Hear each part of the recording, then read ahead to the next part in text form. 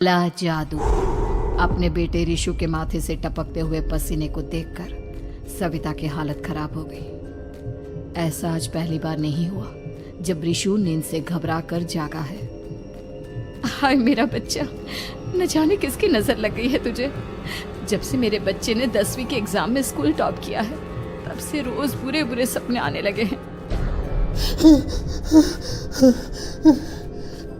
हाँ माँ, मैंने आज फिर से एक काले साए को देखा।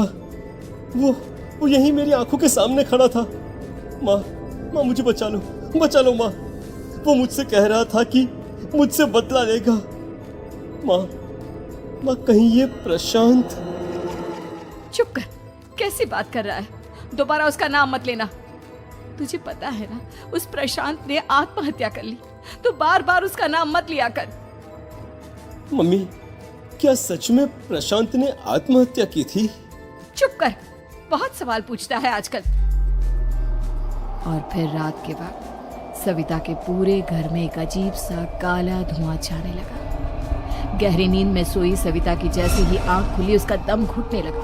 वो दौड़कर ऋषु के रूम की तरफ गई जहां उसके दरवाजे पर घूमती एक काली परछाई देख वो बुरी तरह से घबरा गई। कौन है वहाँ? कौन है? सामने आओ।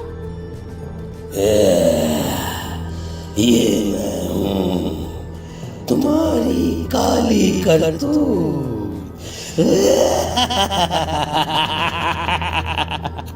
और अब मैं तुम्हारे बेटे को ले जाने आया हूँ।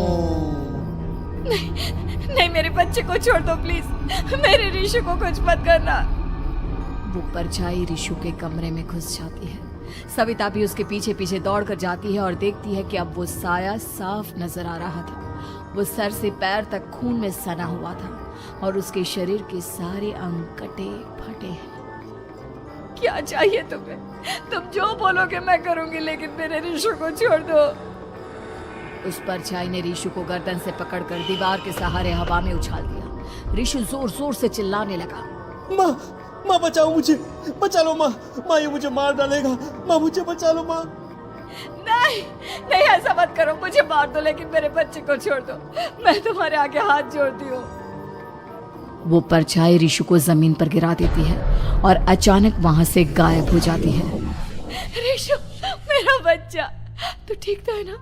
कुछ बोल बेटा, क्या हुआ है तुझे? मैं ठीक हूँ माँ। क्या हुआ था यहाँ पर? कुछ नहीं बेटा, कुछ नहीं। तू परेशान मत हो। हम कल ही गांव के बाहर जो तांत्रिक महाराज रहते हैं उनके पास चलेंगे। ठीक है माँ, हम जल्द ही उनके पास चलेंगे।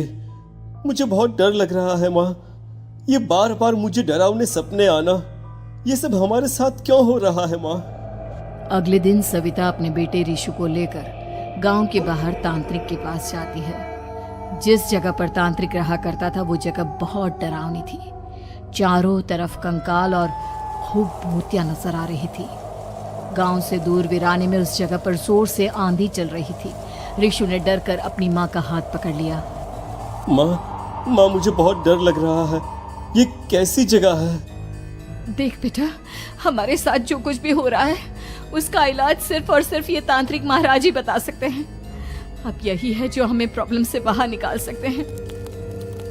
जैसे ही सविता और ऋषु तांत्रिक की झोपड़ी के अंदर पहुंचे, वहां का नजारा देखकर उनकी आंखें फटी की फटी रह गई। तांत्रिक की झोपड़ी के अंदर कई सारे लोग अपनी गर्दन घुमा घुमा कर जोर जोर से चीख रहे थे। कौन हो तुम और यहाँ क्यों आई हो? महाराज, मेरे बेटे को कुछ दिनों से एक डरावनी काली परछाई नजर आती है और कल रात उसने मेरे बेटे पर हमला भी कर दिया।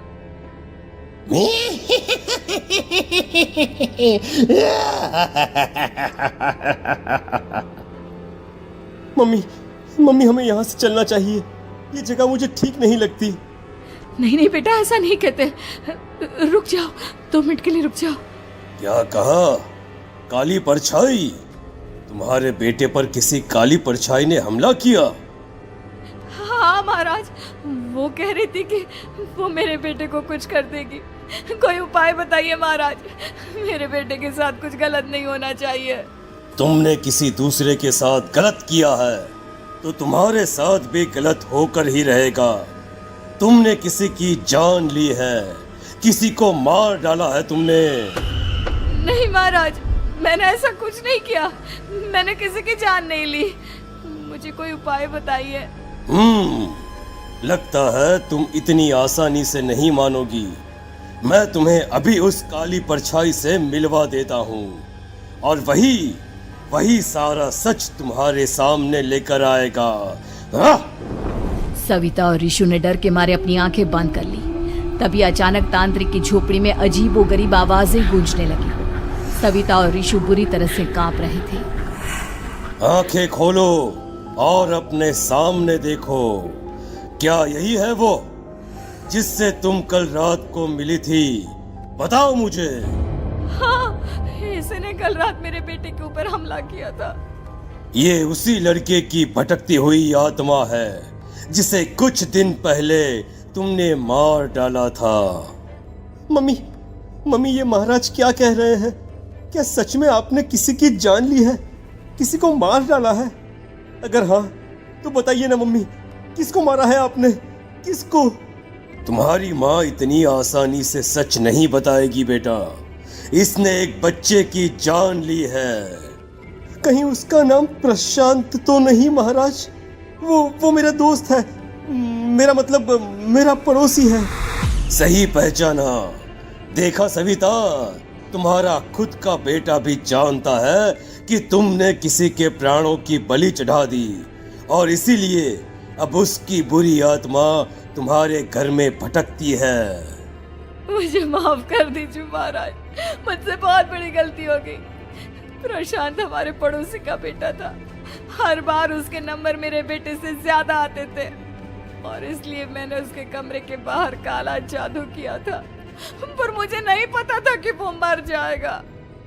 तुम्हारे उसी काले जादू वाली गुड़िया के अंदर एक बुरी आत्मा थी जिसने उस बच्चे के दिमाग पर बुरा असर कर दिया और उसी की वजह से उस लड़के ने अपनी बालकनी से कूदकर आत्महत्या कर ली। इसकी वजह सिर्फ और सिर्फ तुम हो, तुम। नहीं महाराज, जो कुछ भी हुआ मुझे नहीं पता था कि प्रशांत अपनी जान दे देगा। प्रशांत की आत्मा इस वक्त तुम्हारे सामने खड़ी है, हमसे बात करना चाहती है। बोलो क्या कहना चाहते हो? मैं जीना चाहता था, बड़ा होकर कुछ बनना चाहता था। आपके बेटे से मुझे कोई परेशानी नहीं थी। अरे वो तो मेरा अच्छा दोस्त था।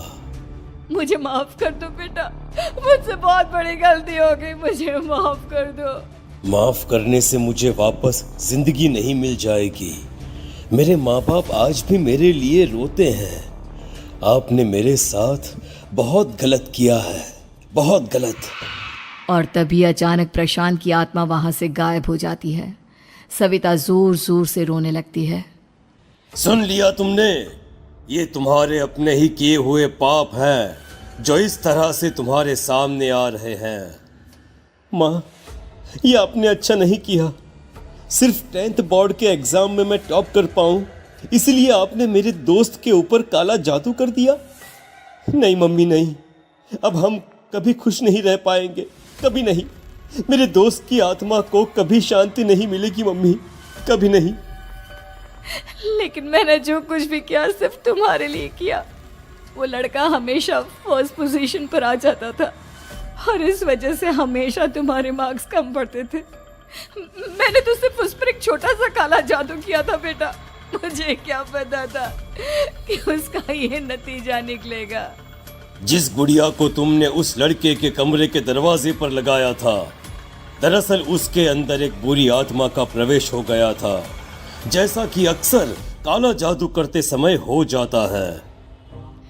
मुझे अपनी गलती का एहसास हो गया है। मैं प्रायश्चित करना चाहती हूँ, आप बताइए मैं क्या करूँ? प्रशांत के घर जाकर उस काली गुड़िया को वहां से निकालकर यहाँ लेकर आओ। मैं उसे आग में जलाकर राख कर दूंगा और उसके बाद प्रशांत की आत्मा को हमेशा के लिए मुक्ति मिल जाएगी। अगली रात सविता चुपचाप अपने पड़ोसी प्रशांत के घर जाती है। प्रशांत के माँ बाप प्रशांत की मौत के बाद उस घर को छोड़कर हमेशा के लिए वहां से चले गए थे। जैसे ही सविता उस घर के अंदर कदम रखती है, उसका सामना अजीबोगरीब हैवानियत से भरी आवाजों से होने लगता है। ऐसा लग रहा था जैसे कोई बुरी तरह से चीख रहा हो। सविता जैसे ही प्रशांत के कमरे के बाहर पहुंचती है, वहां पर लटकी हुई गुड़िया के शरीर से खून टपकने लगता है। ये क्या हो रहा है? इस गुड़िया के शरीर से खून क्यों टपक रहा है?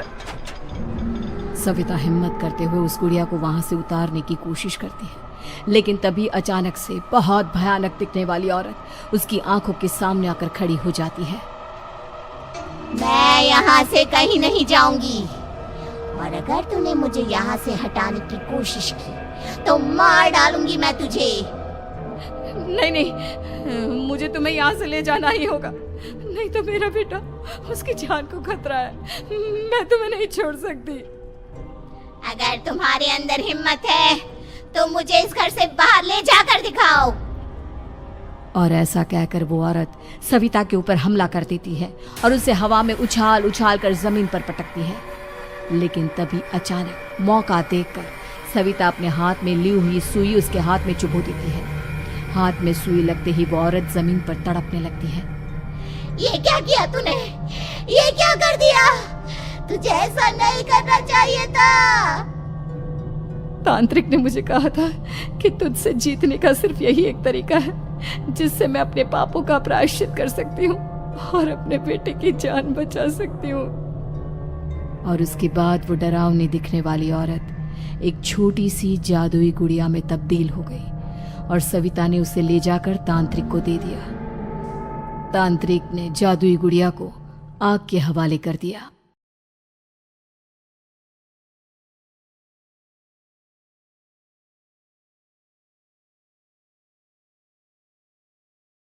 अगली मौत किसकी? संजीव अपने दोस्तों राघव और प्रतीक के साथ बियर बार में बैठकर बियर पी रहा था। संजीव आज बहुत खुश लग रहा था। अरे यार, आज की पार्टी में तो मजा आ गया। तुम दोनों दोस्तों के साथ तो मेरी जिंदगी इतनी अच्छी है कि क्या बताऊं कितनी अच्छी है। अरे भाई, अब दोस्ती की है तो जीना मरना सब साथ में। हाँ, अरे अरे यार सुनो, जल्दी से एक बियर और ऑर्डर करते हैं ना, एक आखिरी, और उसके बाद ये जश्न यहीं खत्म हो जाएगा। अरे हाँ हाँ, क्यों नहीं। वेटर, जल्दी से 2 बियर की बोतल लेकर आओ। आज मेरे दोस्तों को जश्न मनाना है, क्यों? इतने में वहां पर एक बहुत सुंदर लड़की छोटे छोटे कपड़े पहनकर हाथ में बियर की बोतल लेकर उसके पास आती है। ये लीजिए, आपने बियर ऑर्डर की थी ना, मैं लेकर आ गई। क्या बात है यार, इस बार की वेटर तो बड़ी सुंदर है। अब बियर लेकर आई हो तो अपने हाथों से ही पिला दो ना। हाँ हाँ, क्यों नहीं, जैसा आप बोलोगे मैं वैसा ही करूँगी। क्या बात है यार, अब तो लगता है रोज यहीं आना पड़ेगा। उसके बाद वो लड़की उन तीनों को बियर सर्व कर देती है। पार्टी करने के बाद वो तीनों अपने अपने घर जाते हैं। प्रतीक, संजीव और राघव को उनके घर छोड़कर जैसे ही अकेला अपनी कार में आकर बैठता है तो अचानक उसे एहसास होता है जैसे उसकी कार की पीछे वाली सीट पर कोई बैठा हुआ है। वो तुरंत पीछे मुड़कर देखता है। तुम यहाँ क्या कर रही हो? और तुम मेरी कार में कब आई? अरे तुम तो बार में वेटर थी ना। बस ऐसे ही मेरा दिल कर रहा था आपके साथ आपके घर चलने का, इसलिए मैं आपके साथ चली आई। अरे लेकिन तुम मेरी कार में आई कब? अभी कुछ देर पहले तो यहाँ पर मेरे दोस्त बैठे हुए थे। प्रतीक के इतना बोलते ही उस लड़की का चेहरा खतरनाक तरीके से बदल जाता है। उसकी आंखें पत्थर की तरह सफेद और पूरे शरीर पर नीली नीली नसें उभर आती है। गाड़ी चलाओ, पूरी स्पीड में चलाओ, और अगर तुमने गाड़ी रोकने की कोशिश भी की तो मुझसे बुरा कोई नहीं होगा। डर की वजह से प्रतीक के पसीने छूटने लगते हैं। उसका शरीर बुरी तरह से कांप रहा था। प्रतीक बिना कुछ सोचे समझे कार को फुल स्पीड से चलाना शुरू करता है। चलते चलते वो शहर से दूर एक पहाड़ी पर पहुंच जाता है। और सामने अब सिर्फ पहाड़ी का किनारा दिख रहा है, जिसे देख प्रतीक घबराकर अचानक से कार को ब्रेक लगाता है। देखो देखो देखो देखो, मुझे छोड़ दो मुझे। अगर अगर अगर मैंने गाड़ी जरा सी भी आगे बढ़ाई तो हम दोनों नीचे गिरकर मर जाएंगे। ये तो तुम्हें पहले सोचना चाहिए था ना। अब कुछ नहीं हो सकता।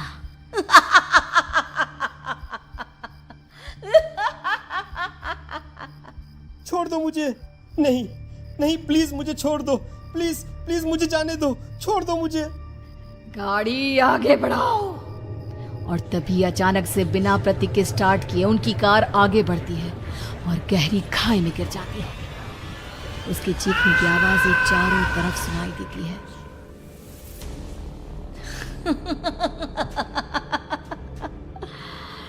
तुझे मारकर मेरे कलेजे में जल रही आग को थोड़ी शांति तो मिल गई, लेकिन अभी ये कहानी खत्म नहीं हुई।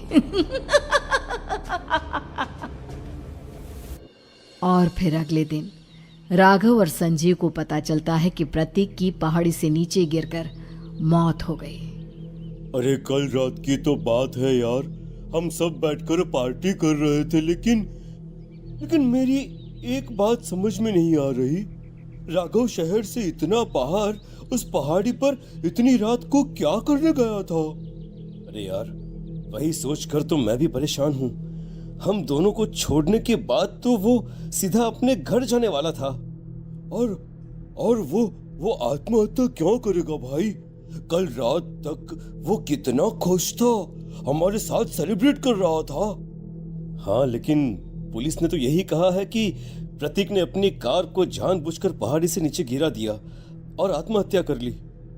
अरे यार संजीव, मेरी तो कुछ भी समझ में नहीं आ रहा है। चल ठीक है, अब मैं अपने घर जाता हूँ। Okay bye.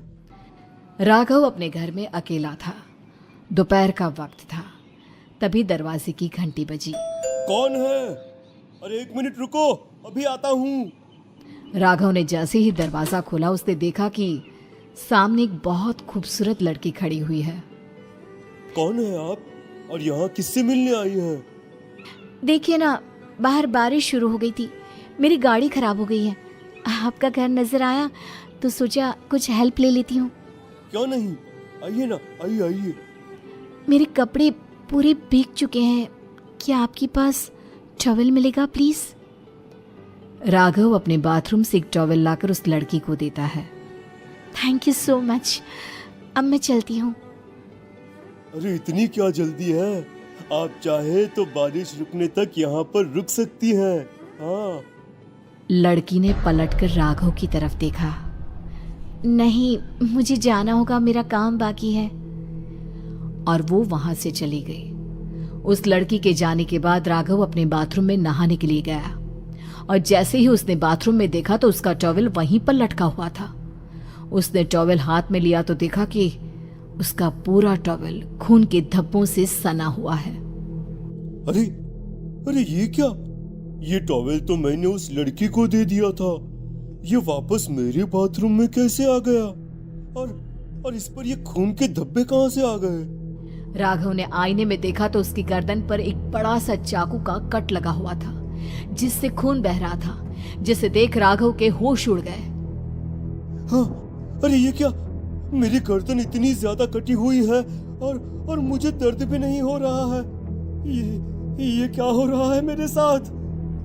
राघव घबराकर बाथरूम से बाहर आया और अपना मोबाइल उठाकर उसने संजीव को फोन लगाया। संजीव जल्दी से मेरे पास आ जाओ। मुझे लगता है कुछ बहुत बड़ी गड़बड़ है, जल्दी आ जाओ। उधर से आवाज आई, लेकिन वो आवाज संजीव की नहीं बल्कि एक लड़की की थी। कुछ अजीब नहीं हुआ है, बस तुम्हारी मौत तुमसे मिलने आई थी और तुम्हें मारकर चली गई। अब तुम इस दुनिया का हिस्सा नहीं हो राघव, इसलिए तुम्हें अपनी गर्दन के कटने का दर्द भी महसूस नहीं हो रहा। नहीं, ऐसा नहीं हो सकता, ऐसा नहीं हो सकता। कौन हो तुम? तुम्हारी मौत। अब संजीव के पास खबर पहुंचती है कि राघव ने अपने ही घर में चाकू से गर्दन काटकर आत्महत्या कर ली। ये सुनने के बाद संजीव के होश उड़ गए। वो पसीने से तरबतर हो गया और एक अनजाना डर अब उसके दिल को सताने लगा। संजीव के साथ ही उसका एक छोटा भाई राजीव भी रहा करता था। अपने भाई को इस तरह परेशान देखकर राजीव उसके पास आया। अरे भैया, क्या हुआ भैया? आप इतने घबराए हुए क्यों लग रहे हैं? प्रतीक और राघव की मौत, मेरा मतलब मेरी कुछ समझ में नहीं आ रहा भाई। अचानक से मेरे दोनों दोस्तों ने आत्महत्या क्यों कर ली? अरे वो तो मेरी भी समझ में नहीं आ रहा है भैया। हाँ, हो सकता है कि कोई परेशानी होगी और इसीलिए उन्होंने ऐसा किया होगा। हाँ, लेकिन दोनों की जिंदगी में एक साथ परेशानी और दोनों का इतनी खतरनाक तरीके से आत्महत्या करना, कहीं ऐसा तो नहीं मैं भी मर जाऊंगा? अरे आप ऐसी बातें क्यों कर रहे हैं भैया? वैसे ही मैं इतना परेशान हूँ। जब से अंजलि ने मेरा साथ छोड़ा है तब से सब कुछ बहुत अजीब सा हो गया है। रोज रात को डरावने सपने आते हैं। ऐसा लगता है जैसे अंजलि बार बार मेरे सपनों में आकर मुझे डराने की कोशिश करती है। अंजलि का नाम सुनते ही संजीव की आंखें फट गई और उसके गले में आवाज अटक गई। उसके चेहरे पर घबराहट साफ नजर आ रही थी। कौन थी वो लड़की जिसने प्रतीक और राघव को आत्महत्या की आड़ में मौत के घाट उतार दिया? और कौन थी अंजलि जो बार बार राजीव के सपनों में आकर उसे डरा रही थी? अंजलि का नाम सुनकर संजीव इतना घबरा क्यों गया? इन सवालों के जवाब जानने के लिए देखिए इस खतरनाक कहानी का अगला भाग।